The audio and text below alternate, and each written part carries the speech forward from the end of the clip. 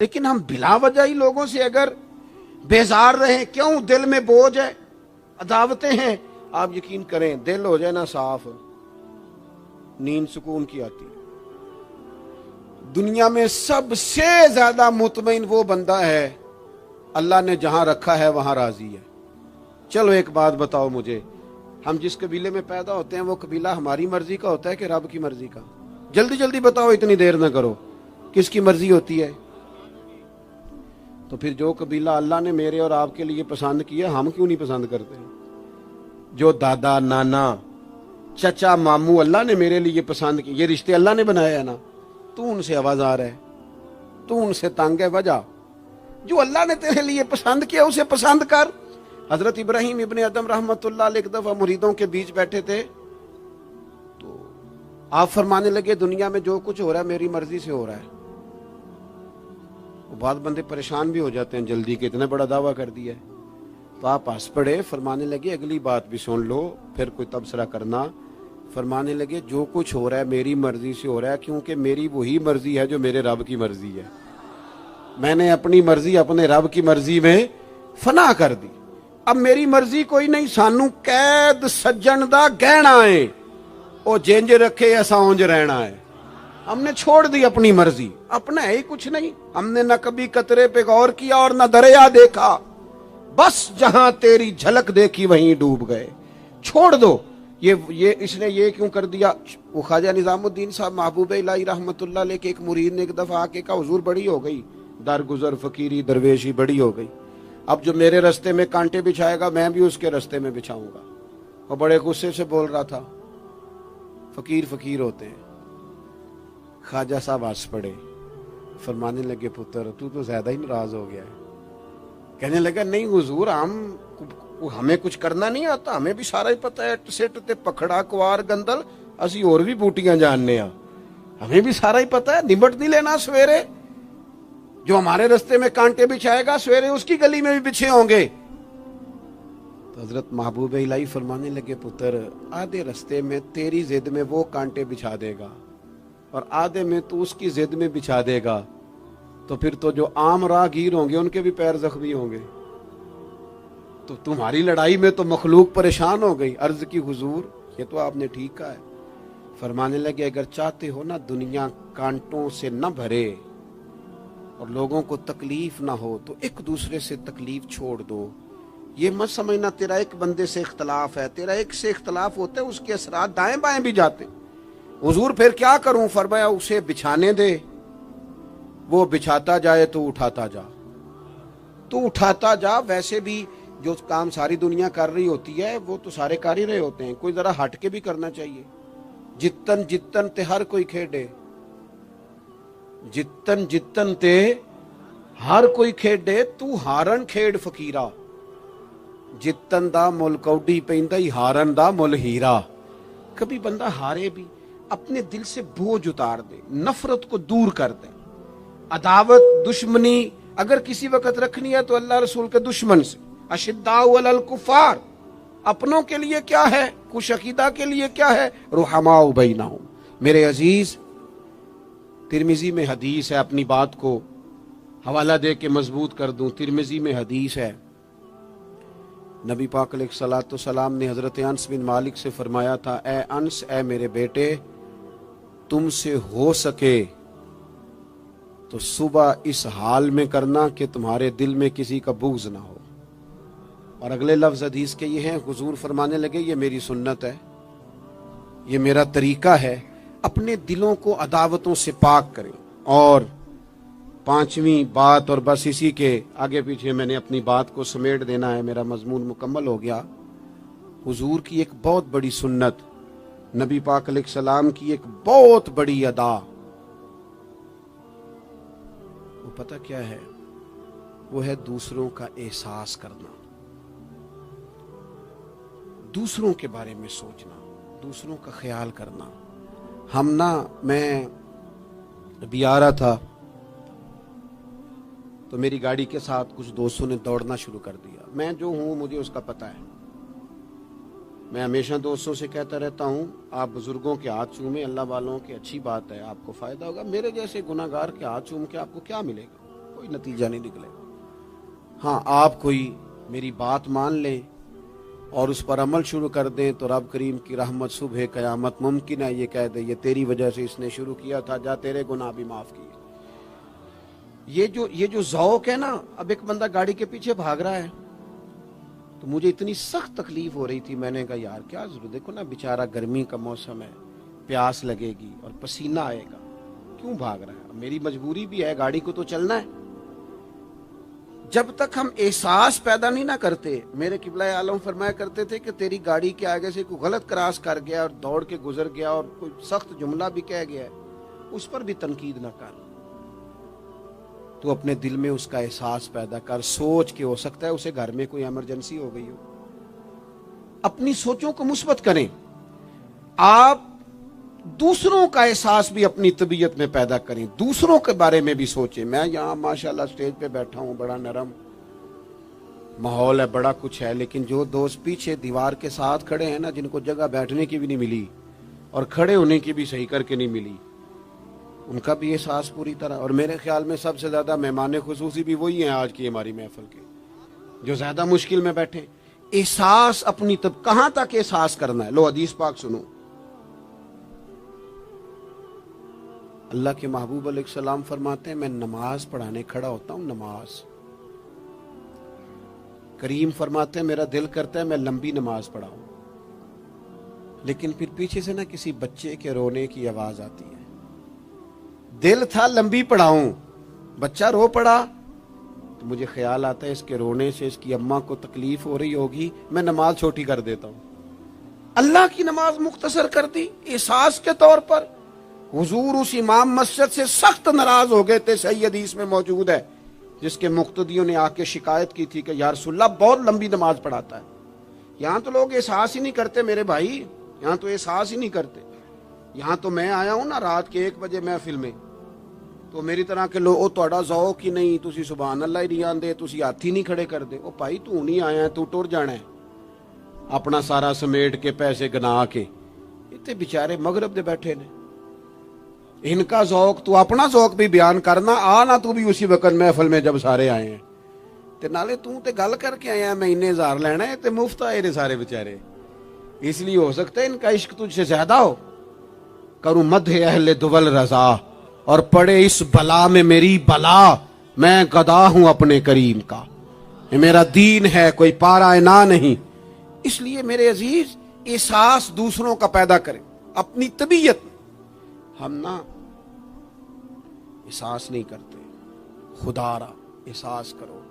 ٹھیک ہے پریشانیاں ہیں، لیکن میں جوان سے کہوں گا تو نوجوان ہے، باہر تجھے ٹینشنیں ہیں، کاروبار کی مسائل ہیں، پریشانیاں ہیں، لیکن اللہ نے تجھے جوان کیا ہے نا، حوصلہ دیا ہے نا، تو باہر کی ٹینشنیں باہر چھوڑ کے آیا کر، گھر تیرے ابا جی انتظار کر رہے ہیں، ان کے پاس بیٹھ، ان کا دکھ سن، حوصلہ بڑا کر۔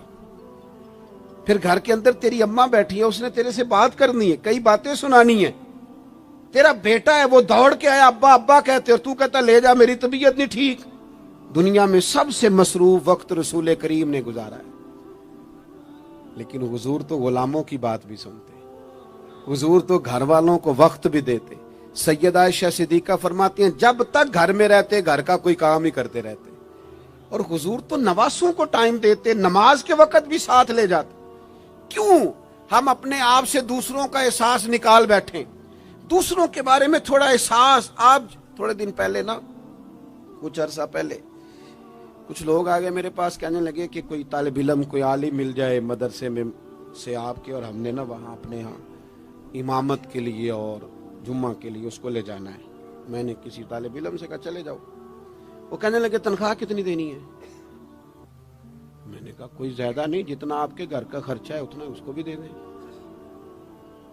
وہ پریشان ہو گیا، جی میں تسی نہیں سارے ہو گئے، تو اتنے پیسے دے دیں جتنا ہمارا خرچہ ہے، ہم تو صاحب ہوتے ہیں، اس کو کیسے دے دیں یہ والا خرچہ؟ تو کہنے لگے نہیں جی وہ تو ٹھیک ہے تسی کوئی 10 چھڑو۔ اور میں نے کہا میں آپ کو وہ بتا رہا ہوں جو حضرت صدیق اکبر نے بتایا ہے۔ آپ کی تنخواہ کتنی لگائیں؟ کہا درمیانے مہاجر کا جتنا خرچہ ہے نا اتنا میرا بھی لگا دو۔ حضور گزارا نہ ہوا، فرمایا میں لوگوں کی تنخواہیں بڑھا دوں گا، جہاں سب کا گزارا ہوگا ابو بکر کا بھی ہو جائے گا۔ یہ کیا بات ہوئی کہ تو تیرا گزارا نہیں ہوتا تو مزدور کا کیسے ہوتا ہے؟ غریب آدمی کا احساس جب تک تجھے دوسروں کا پیدا نہیں ہوتا تو حضور کے اسوہ حسنہ تک نہیں پہنچ سکتا. تو نے نبی پاک کا طریقہ نہیں اپنایا. یہ پتہ ہے حضور جو غاروں میں روتے تھے اور سارا دن تبلیغ کرتے تھے اور طائف تشریف لے جاتے تھے اور عکاظ کی منڈیوں میں جاتے تھے، یہ احساس تھا، یہ درد تھا جو میرے محبوب کو لے جاتا تھا. احساس تھا. حضور چاہتے تھے رب کا کوئی بندہ دوزخ میں نہ جائے. اللہ کے محبوب رات کو روتے، دن کو تبلیغ کرتے، گلی گلی جاتے، لوگوں کو سمجھاتے. کوئی ایک بار دین کی بات پوچھتا، 10 بار بھی اس سے پوچھتا تو بتاتے. کیوں؟ احساس ہے. بات ختم کرنے لگا ہوں.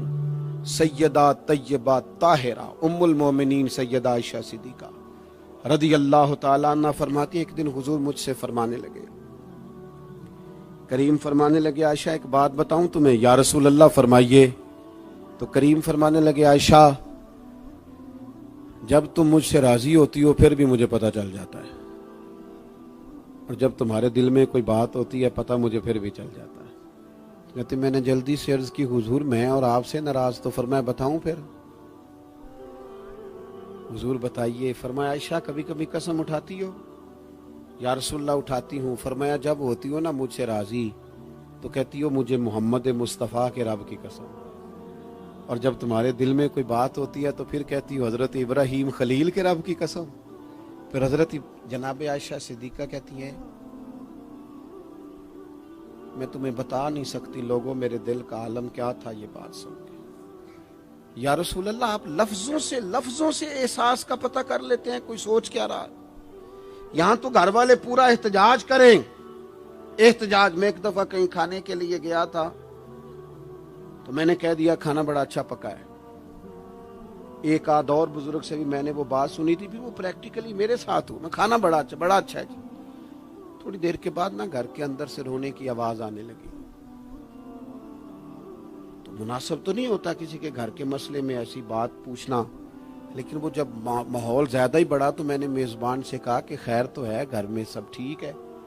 تو کہنے لگے آپ کی وجہ سے رو رہے ہیں. میں نے کہا کہنے لگے آپ نے بڑی تعریف کی ہے نا، کھانا بڑا اچھا پکا ہے. تو میری بیوی ہے تو عزیزوں میں سے، پر وہ گھر غریب ہے. اس نے کہا 14-15 سال ہو گئے اس گھر میں کھانا پکاتے، آج تک نہیں کسی نے کہا اچھا پکا ہے. میں غریب کی بیٹی ہوں، آج وہ تعریف سنی ہے تو دل کسی اور طرف ہی چلا گیا ہے. اتنا بھی احساس نہیں جو صبح سے گرمی میں کھڑے. آپ کو پتہ ہے نبی پاک نے کبھی کھانے میں نقص نہیں نکالا تھا. سیدہ عائشہ کہتی ہیں پسند ہوتا تو کھا لیتے ورنہ چھوڑ دیتے. کبھی عیب تو ہنڈیا پھینک دیتا. آنا گرمی میں تو بھی کھڑا ہونا، جہاں اماں کھڑی ہے، بیوی کھڑی ہے، بہنیں کھڑی ہیں، کھڑا ہونا 10 منٹ. تو بھی احساس ہی نہیں، صرف اپنا ہی پتہ ہے. سیدہ عائشہ صدیقہ یہ حضور کا اسوہ حسنہ ہے. یہ طریقے اپناؤ زندگی میں. 4 5 8 چیزوں کو فقط سنت نہ سمجھو، یہ وسعت ہے حضور کے اسوہ نور میں.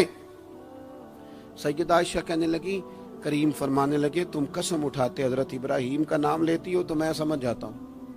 جناب عائشہ کہتی ہیں بس دل مچل گیا، کیفیت اور کی اور ہو گئی. میں نے کہا حضور پھر مجھے قسم ہو محمد عربی کے رب کی، میرے لبوں سے آپ کا نام ہی جاتا ہے، میرے دل میں آپ ہر وقت موجود رہتے ہیں. میرے عزیز کچھ باتیں آپ سے میں نے عرض کی. میں اپنی گفتگو کو بھی دیکھتا ہے جو بڑے مالدار ہوتے ہیں، اور ایسے لوگوں کو بھی دیکھتا ہے جو بیچارے ایک وقت کھاتے ہیں اور دوسرے وقت کے لیے پریشان رہتے ہیں. اپنی زندگی میں وہ صحت مند، توانا، خوبرو لوگوں کو بھی دیکھتا ہے، اور بیمار اور کمزور، ضعیف اور ناتواں لوگوں کو بھی دیکھتا ہے. اس کے ارد گرد ایسے لوگ بھی ہوتے ہیں جو بڑی خوش و خرم زندگی گزار رہے ہوتے ہیں، اور ایسے لوگ بھی ہوتے ہیں جو کسی وجہ سے پریشان، تکلیف میں گھٹے گھٹے سے ہوتے ہیں. انسان اپنے ماحول سے بھی سیکھتا ہے، معاشرے سے بھی سیکھتا ہے، اور پھر جب وہ لوگوں کے قریب جاتا ہے اور اپنے گھر سے اٹھ کر وہ لوگوں سے ملاقات کرتا ہے تو مختلف قسم کے مشورے، مختلف قسم کی آراء اور مختلف قسم کے مشیر اسے ملنا شروع ہو جاتے ہیں. ان ساری چیزوں کے ماحول میں انسان کی سوچیں پنپتی ہیں، اور اسے بالیدگی کا موقع ملتا ہے، وہ باشعور ہونے لگتا ہے، پھر وہ کسی ایک جگہ ٹھہر جاتا ہے۔ بعض اوقات کسی مالدار کی طرف دیکھ کر پوری طرح رک جاتا ہے اور سوچتا ہے کہ نہیں، میں پیسہ ہی کماؤں گا تو پھر ہی ٹھیک ہے۔ بعض اوقات کسی مشہور آدمی کو خوش قسمت سمجھ لیتا ہے اور پھر وہ کوشش کرتا ہے کہ جتنے بھی جتن کیے جائیں کسی بھی طریقے سے شہرت حاصل کی جائے۔ وہ اس طرح کر کے ہماری ملت کے جوان بھی، ہمارے لوگ بھی، پھر میں نے ایسے لوگوں کو بھی دیکھا ہے جو اگرچہ بہت بڑے کسی ادارے سے پڑے ہوئے تھے اور مالدار تھے اور وزادار تھے، اور انہوں نے یہ دیکھا کہ پاکستان میں آ کر یا یہاں پہنچ کر مجھے خدمت کا کام کرنا چاہیے، آئے، اچھی نیتوں کے ساتھ آئے ہوں گے، کوئی ان کے پیچھے نیک مقاصد ہی ہوں گے، لیکن جب انہوں نے پاکستانی سیاست کا ماحول دیکھا نا، تو پھر نہ ڈگریاں نہ تعلیم کچھ بھی نہیں، وہ جس طرح کا ماحول تھا اسی طرح کے بن گئے، روایتی ہو گئے، کسی نہ کسی کے پیچھے یوں ہی لوگ لگ جاتے ہیں اور طرز زندگی اختیار کرتے ہیں۔ ہمیں لگنا ہوتا ہے کسی نہ کسی کے پیچھے، ہم پیروی کرتے ہیں لوگوں کی، لوگوں کو دیکھتے ہیں، اس حساب سے ہم اپنے آپ کو مرتب کرتے ہیں۔ پھر میرے بھائیوں، ایک مسئلہ اور بھی ہوتا ہے، انسانوں میں صرف خوبیاں نہیں ہوتی، عام انسانوں میں بشری کمزوریاں بھی ہوتی ہیں۔ ہم بعض اوقات کسی کے پیچھے چلتے ہیں تو تعریفوں کے پل باندھتے ہیں، محبتوں اور عقیدتوں کا لمبا چوڑا اظہار کرتے ہیں، پھر تھوڑا سا ٹائم گزرتا ہے اور تھوڑا سا قرب ملتا ہے تو پھر ہمیں اس بندے میں خامیاں نظر آنی شروع ہو جاتی ہیں۔ کورے ورک کتاب نہیں ہوندے، پتھر دل گلاب نہیں ہوندے، سجنا پہلو ہی سوچ کے لائیں پھر یاراں نال حساب نہیں ہوندے۔ سوچتے نہیں، سمجھتے نہیں، غور نہیں کرتے، جذباتی فیصلے کرتے ہیں، ماحول جذباتی ہے۔ یا آپ دیکھیں نا، میں کسی جگہ پہ پہنچتا ہوں تو رکنا، بیٹھنا، چلنا پھرنا دوست مشکل کر دیتے ہیں، ایک منٹ کے لیے کہیں کیمرہ بند نہیں ہوتا۔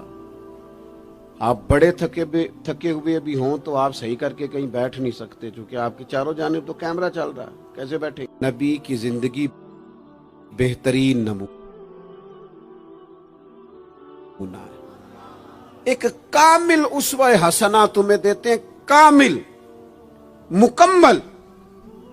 نبی پاک علیہ الصلوۃ والسلام کا جو وجود اطہر ہے نا، ایسا وجود اس کے اندر اللہ تعالیٰ نے ظاہری اور باطنی، یہ میں کسی جوش سے نہیں بول رہا، میں بڑی ہوش سے بات کر رہا ہوں، آپ سے بھی گزارش کرتا ہوں ہوش سے سننا۔ یہ بات میں درجنوں اور بیسیوں کتب کا نچوڑ آپ کے سامنے رکھ رہا ہوں۔ اللہ تعالیٰ نے نبی پاک علیہ الصلوۃ والسلام کے اندر ظاہری باطنی ساری خوبیاں بھر کے اپنے محبوب کو دنیا میں مبعوث فرمایا ہے، نہیں کھلا دیے، وہ جس راہ چل دیے ہیں کوچے بسا دیے۔ بعض لوگ ناراض نہ ہونا مجھ سے، بعض لوگ ہنستے ہیں، سونا نہیں ہنستے، ہنستے ہیں پر سونا۔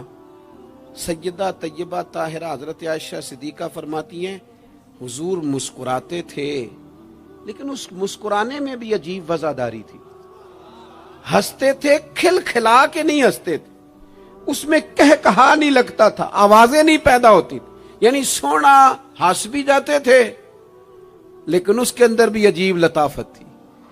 وہ کیسا ہنسنا تھا؟ صحابہ فرماتے ہیں حضور ہنستے، مقدس دانتوں میں سوراخ تھا، زیر لب مسکراتے، اور وہ جو حضور کے مقدس دانتوں میں مقدس سوراخ تھا نا، جب حضور ہنستے اس سے نور نکلتا اور مسجد نبی کی دیواریں بھی روشن ہو جاتی۔ یعنی ایسا نہیں ہنسنا جس طرح کوئی میری طرح کا آدمی ہنستا ہے تو لوٹ پوٹ ہو جاتا ہے اور اس ہنسنے کے اندر کئی دفعہ وزاداری قائم نہیں رہتی، کئی دفعہ اس کے اندر وہ وقار قائم نہیں رہتا۔ حضور ہنستے تو تبسم کرتے، یعنی ہنس بھی رہے ہیں تو ہنسنا بھی بڑا ہی باکمال ہے۔ اور میرے اعلیٰ حضرت تو کہتے ہیں بس وہ ہنس پڑتے تھے फिर जो उम्र भर के रो रहे होते थे ना, वो हुजूर का हंसना देख के ही हंस पड़ते थे। गोया ना जहां जहां खिजा होती थी बहार आ जाती थी, जहां जहां दुख होते थे सुख आ जाते थे, जहां जहां भी कोई कमजोरी होती थी, खुदा कहते हैं जिसकी तस्कीन से रोते हुए हंस पड़े, उस तबस्सुम की आदत पे लाखों सलाम। एक तो उनका हंसना बड़ा बाकमाल था, और फिर ये था कि उनका रोना भी बड़ा बाकमाल था, बड़ा बाकमाल।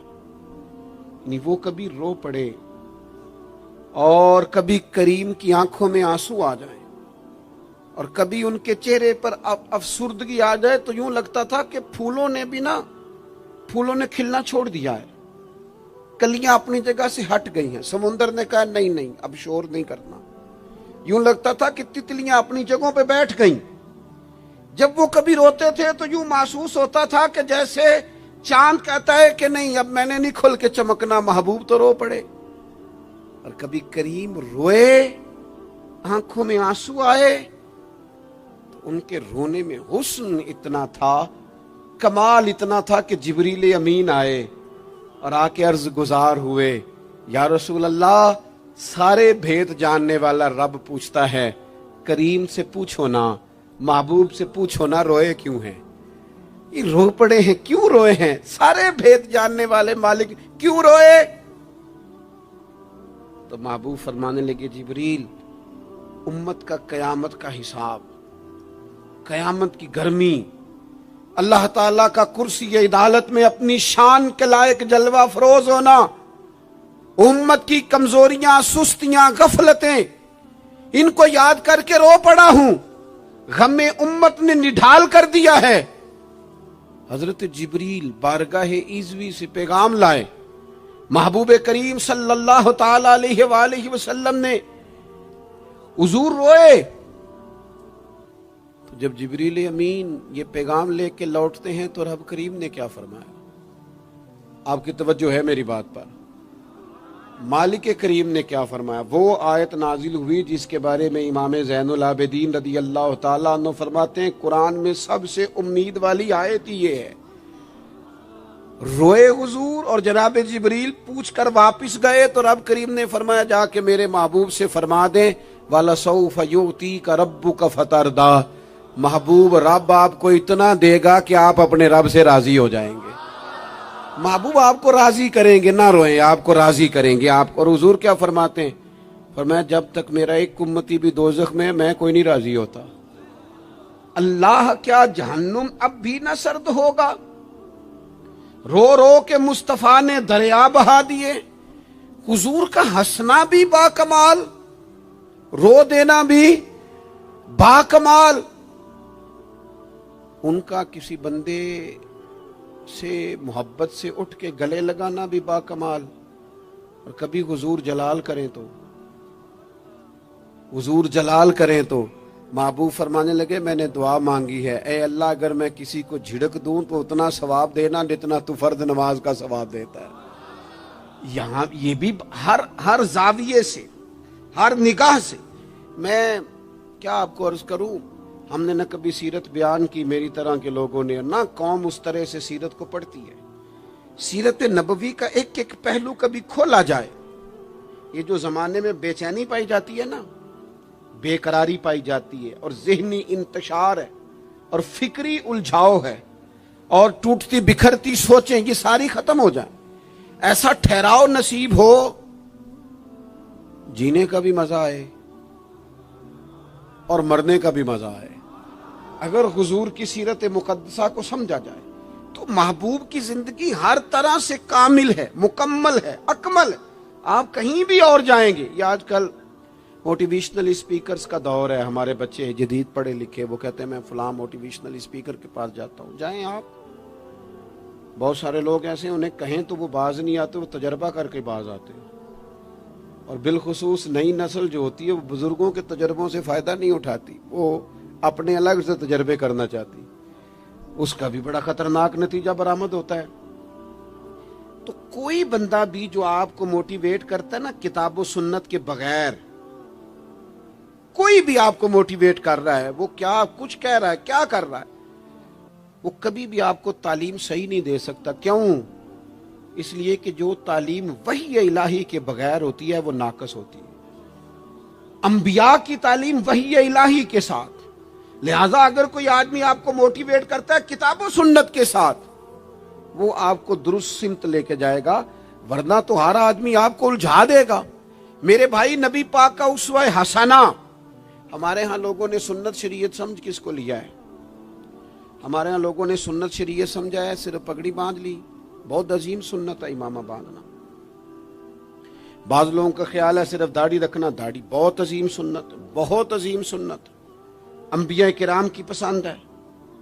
اور آپ کو پتہ ہے اللہ تعالیٰ نے عورتوں کو داڑھی دی ہی نہیں، یہ مرد کا زیور ہے۔ ہاں یہ مردانہ کام ہے، داڑھی مرد کا زیور ہے۔ اور پھر یہ آپ کے جسم کا حصہ ہے، داڑھی کا وزن کوئی نہیں ہوتا۔ پوچھ لیں جنہوں نے بڑی رکھی ہے، بے شک ان سے بھی پوچھ لیں، یہ وجود کا حصہ ہے، اس کا کوئی وزن، کوئی پریشانی۔ اور ایک اور بات نوجوانوں آپ سے کہہ دوں چلتے چلتے، بغیر داڑھی کے آپ سونے لگ رہے ہوں تو لوگ کہیں گے پیارے لگ رہے ہو، اچھے لگ رہے ہو، خوبصورت لگ رہے ہو۔ اور داڑھی کے ساتھ اگر کسی کو پیارے لگو نا تو جو تعریف کرے گا وہ تو تعریف ہی بڑی روحانی قسم کی ہے، وجدانی۔ یعنی آپ داڑھی کے ساتھ اچھے لگیں تو لوگ کہتے ہیں کتنا نورانی چہرہ ہے۔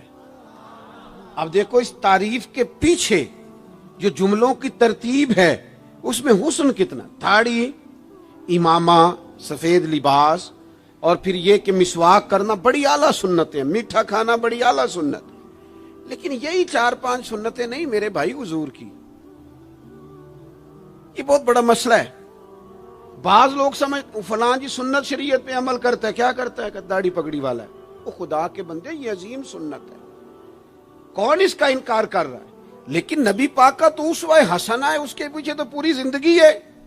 ادھر دیکھو میرے، اچھا پھر ایک اور بات، بعض لوگ سمجھتے ہیں میٹھا بولنا صرف سنت ہے اور اخلاق کی علامت ہے، صرف میٹھا بولنا۔ آپ نے ناراض نہیں ہونا، میٹھا تو بعض بندے اپنے مطلب کے لیے بھی بولتے ہیں، وہ کام نکلوانے کے لیے بڑا میٹھا میٹھا بول رہے ہوتے ہیں۔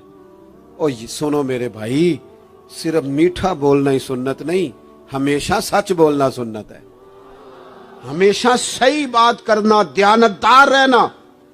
تو سمجھتا ہے 4 5 6 8 چیزیں ہی سنت ہیں؟ او خدا کے بندے، نبی پاک کی جو ادا سب سے پہلے دنیا کے سامنے آئی، اور حضور کی جس ادا سے، سنت سے لوگوں کو سب سے پہلے واقفیت ہوئی، شور نہیں پڑ جاتا کسی چیز کا دنیا میں، معاشرے میں فلاں بندہ یہ کرتا ہے، فلاں ایک بندے کا ایک چیز تعارف بن جاتی ہے، تعارف۔ کوئی چیز لوگوں کے وجود کے ساتھ، نام کے ساتھ سابقہ لاحقہ بن جاتی ہے۔ جو چیز سب سے پہلے جس سے لوگوں نے میرے نبی پاک کا تعارف کیا اور لیا، ادھر دیکھو نوجوانوں میری طرف، جس چیز سے سب سے پہلے حضور کی جس ادا سے لوگ واقف ہوئے تھے وہ تو صادق اور امین ہونا ہے۔ سب سے پہلے لوگ واقف ہوئے تھے کہ ہمیشہ سچ بولتے ہیں، ہمیشہ سچ۔ ملت کا جوان تو لوگوں کو ہنسانے کے لیے جھوٹ بولتا ہے، کوئی فائدہ نہیں، کوئی فائدہ نہیں، جھوٹ بولنے کے لیے ڈینگے مارتے ہیں، بڑکے مارتے ہیں، میں یہ ہوتا ہوں، میں وہ ہوتا ہوں، جھوٹ بولتے ہو، کیوں زیادتیاں کرتے ہو اپنے ساتھ؟ نبی پاک علیہ السلام کی تو پہلی ادا، پہلی سنت جس سے لوگ واقف ہوئے وہ صادق اور امین ہونا ہے، اور لوگ کمزوری دکھاتے ہیں۔ میں آپ سے عرض کروں، آج پتہ ہے میرے ملک کا حال کیا ہے؟ آج اتنے درد میں ہیں لوگ، اتنی تکلیف میں ہیں۔ امیر لوگ تو پیٹرول پہ بحث کرتے ہیں، پیٹرول پہ زیادہ تر وہ لوگ بحث کرتے ہیں جن کی گاڑیاں بڑی ہوتی ہیں۔ غریب پیٹرول پہ بحث نہیں کرتا، وہ تو کہتا ہے کرایہ 10 روپے بڑھ گیا بس کا، کیونکہ اس کو تو بس میں آنا جانا ہے، پیٹرول سے تو اس کا لینا دینا نہیں ہے۔ تو امیروں کی باتیں، تگڑے لوگوں کی باتیں۔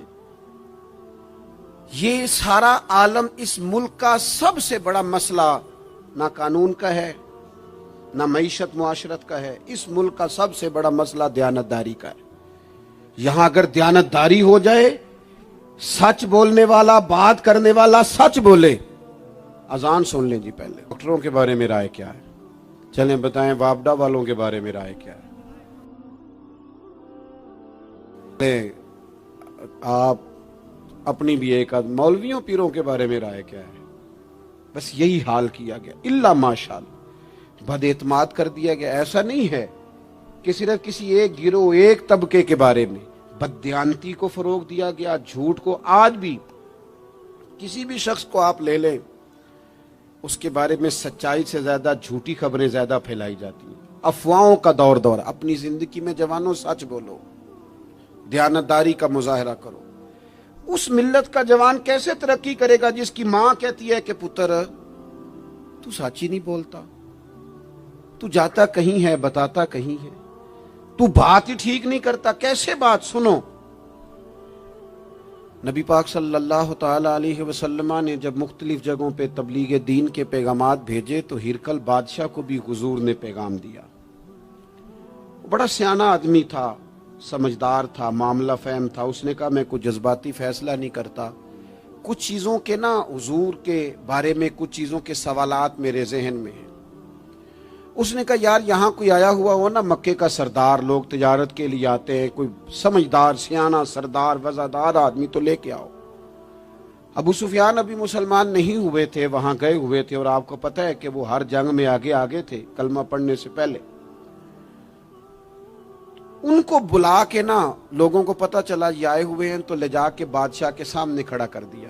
ابو سفیان کہتے ہیں جب اس نے سوال جواب شروع کیے تو ظاہر ہے میں مخالف گروہ میں تھا۔ جب کوئی مخالف گروہ میں ہوتا ہے اس نے تعریف تو نہیں کرنی ہوتی، وہ صرف ہمارے ملک میں رواج ہے کہ لوگ جو پارٹی چھوڑ کے آ رہے ہوتے ہیں اس کی بھی تعریفیں کر رہے ہوتے ہیں، اور جدھر جا رہے ہوتے ہیں پھر اس کی بھی۔ اللہ جانے کیسے اپنے دل کو سمجھاتے ہیں، ضمیر کو مطمئن کرتے ہیں، اللہ ماشاءاللہ۔ ابو سفیان کہتے ہیں میں چونکہ دوسرے گروہ میں تھا تو بادشاہ نے جو بات بھی پوچھی میں نے رائے مخالف دی۔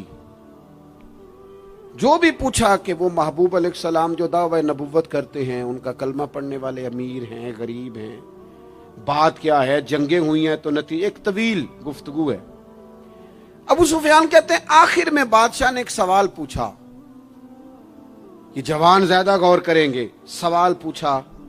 ابو سفیان کہتے ہیں مجھ سے کہنے لگا وہ جس کریم محبوب علیہ السلام نے دعوی نبوت کیا ہے کیا کبھی انہوں نے جھوٹ بھی بولا ہے؟ ابو سفیان کہتے ہیں میں چپ کر گیا۔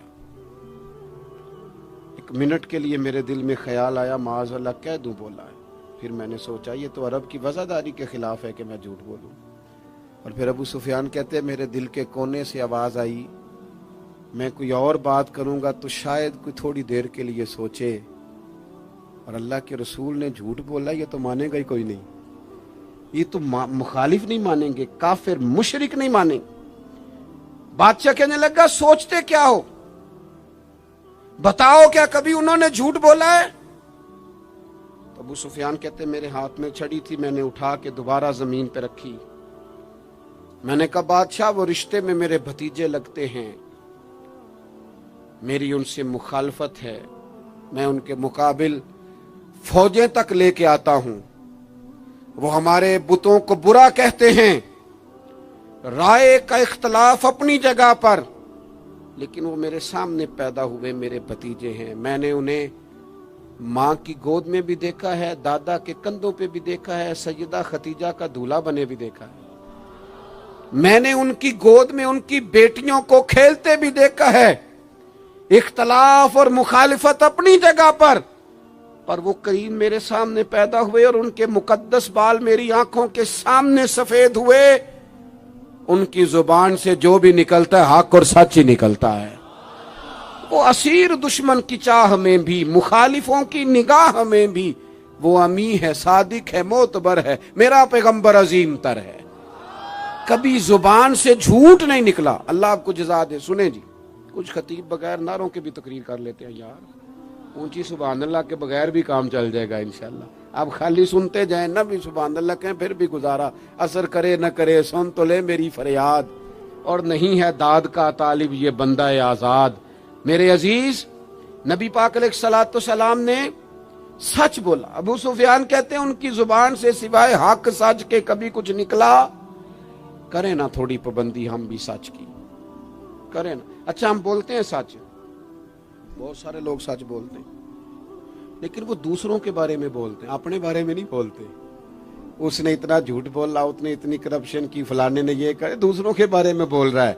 अपने बारे में सच बोल, अपने बारे में तू बता, तूने क्या किया है। ना इधर उधर की तू बात कर, बता के काफिला क्यों लुटा। मुझे राहजनों से गरज नहीं, तेरी राहबरी का सवाल है। तू कहां था, अपनी बात बता। अबू सुफियान कहते हैं जब मैंने बादशाह को ये बात बताई ना,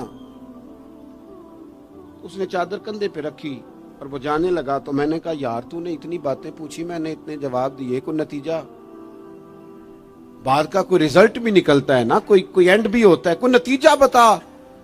तो कहते हैं बड़े तहम्मुल से, बुर्दबारी से बादशाह हंस पड़ा। हंस के कहने लगा नतीजा तो निकल आया। कहा क्या नतीजा निकला। तो कहने लगा यार जिस बंदे ने कभी बंदों से झूठ नहीं बोला, वो ये वाला झूठ क्यों बोलेगा कि मैं अल्लाह का रसूल बन के आया हूं। जो बोलते ही सच हैं, तो फिर गोया वो कह रहा था मान लो कि ये भी वो सच ही बोलते हैं कि मैं अल्लाह का रसूल बन के आया। एक तो हुजूर की इस अहम अदा को अपनाओ। आपको पता है किसी बाप ने किसी मजबूरी से कभी कहा होगा अपने बेटे को, चले 2 मिनट के लिए मान लेते हैं कोई मजबूरी होगी, उसने चले फर्ज किया किसी मजबूरी के तहत उसने कहा था अपने बेटे को कि बाहर जो बंदा आया उसे कह दो कि मैं घर में नहीं। चले मान लिया 2 मिनट के लिए तेरी मजबूरी थी, लेकिन मैं जिम्मेदारी से कहता हूं तूने एक दफा अपने पुत्र से कहा था ना झूठ बोल दे मैं घर नहीं, फिर तू सारी जिंदगी मिन्नत करेगा वो तेरे साथ भी सच नहीं बोलेगा। इतनी बड़ी बीमारी है, ये घर तोड़ती है, घर, ये कबीले तोड़ती है, रिश्तों को कमजोर। क्यों झूठ बोलते हो रिश्ता करते वक्त कि बच्चा ये कमाता है ये कमाता, क्यों झूठ बोलते हो। साफ सुथरी 2 टोक बात करो। इतना बड़ा रिश्ता मियां बीवी का जो अल्लाह की निशानियों में से निशानियां झूठ पर कायम करते हो। बेटी के वालिदैन भी अल्लाह माशाल्लाह झूठ बोलते हैं, ये दे देंगे ये दे देंगे, बाद में कहते हैं लड़के वाले लालच करते हैं। आपने पहले लालच खुद पैदा किया, क्यों कहानियां सुनाई। इतना अहम रिश्ता जिसकी बुनियाद पर सारा घर चलना था, वो रिश्ता ही बद-एतमादी पर कायम है। जब एक दूसरे पर एतमाद ही नहीं है तो सुकून कैसे आएगा। अपनी जिंदगी में सच लाओ। दौलत लाने से ज्यादा जरूरी सच लाना है। घर में महंगी चीजें लाने से बेहतर है अपने घर में सच ले आओ, दयानतदारी ले आओ, घर भी बच जाएगा, कबीला भी बच जाएगा। जिम्मेदारी से कहता हूं सच बोलो, दयानतदार हो जाओ, मुल्क भी बच जाएगा। इस उम्मत का भलाई इस काम में है, ये हुजूर का उसवा हसना है। और तीसरी बात, नबी पाक की सुन्नत सिर्फ मिसवाक लेके दांत साफ करना ही नहीं, दिल साफ रखना भी मेरे नबी की सुन्नत है। दिल साफ रखना भी हुजूर का तरीका है। दिल बड़े बोझ होते हैं हमारे दिलों पर, मुफ्त की नाराजगी, कोई लेना देना नहीं। वो जी फलाने बंदे ने ना जी अपनी बच्ची की शादी की है, बच्चे की शादी की, रिश्तेदार ने मुझे पूछा नहीं। भाई आपको क्यों पूछते, आप क्या हैं।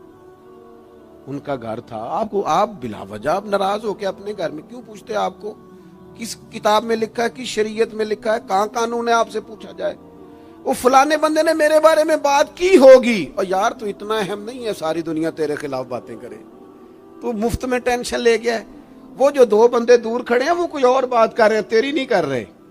मुफ्त में अपने दिलों में बोझ, मुफ्त में बदगुमानियां। और जी फलाना बंदा अमीर हो गया, कैसे हो गया, ये तेरी ड्यूटी है, तेरी जिम्मेदारी है।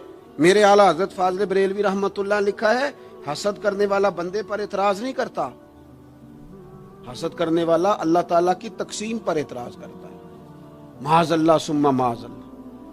वो तो कह रहा है उसे नहीं मिलना चाहिए था, मुझे मिलना चाहिए था। आप जब इतनी ज्यादा अदावतें पैदा कर लेते हैं, आप क्यों नहीं उस चीज से खुश होते जो निजाम मेरे रब ने बना दिया है। इतनी बड़ी अल्लाह की मखलूक है, लेकिन हमें लोग अच्छे ही नहीं लगते। जिससे पूछ लो वो नाराज ही है, हर बंदा किसी न किसी से नाराज है, शिकवे कर रहा है। वो छोड़ दे यार, मैं किसी शख्स से बेजार नहीं हो सकता, एक जर्रा भी तो बेकार नहीं हो सकता। जिसे अल्लाह ने बनाया है वो बेकार। मैं बदअकीदा बद मजहब की बात नहीं कर रहा, वो फिर दोहराता हूं। एक तो हुजूर की जिंदगी कामिल है, मुकम्मल है, उसे पढ़ो। जिस जाविये से हंसना भी बाकमाल है, रोना भी बड़ा कीमती है। جس زاویے سے پڑھوگے کمال ہی کمال. اور پھر حضور کا اسوہ حسنہ پوری زندگی پہ لاگو کرو. ایک تو سچ بولیں، بددیانتی کبھی نہ کریں، جھوٹ کبھی نہ بولیں، اور اپنے دلوں سے سارے حسد، بغض، عداوتیں، دل دریا سمندروں ڈونگے کون